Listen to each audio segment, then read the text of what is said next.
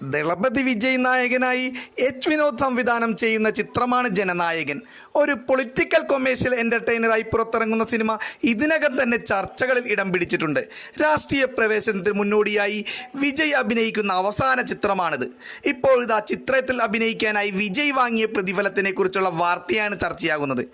പ്രിയപ്പെട്ടവരെ, മലയാളം മൂവി ന്യൂസിൻ്റെ ഒരു പുതിയ വീഡിയോയിലേക്ക് എല്ലാവർക്കും സ്വാഗതം. കഴിയുമെങ്കിൽ പുതുപുത്തൻ സിനിമാ വിശേഷങ്ങൾക്കായി ഈ ചാനൽ ഒന്ന് സബ്സ്ക്രൈബ് ചെയ്ത് വെച്ചേക്കുക.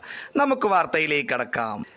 ജനനായകനിൽ അഭിനയിക്കുവാൻ 275 കോടി രൂപയാണ് വിജയുടെ പ്രതിഫലമെന്നാണ് ബിസിനസ് ടുഡേ പുറത്തുവിട്ട റിപ്പോർട്ടിൽ പറയുന്നത്. സിനിമയുടെ ലാഭവിഹിതം ഉൾപ്പെടാതെ മുൻകൂറായി നൽകിയ പ്രതിഫലമാണിതെന്നാണ് റിപ്പോർട്ട്.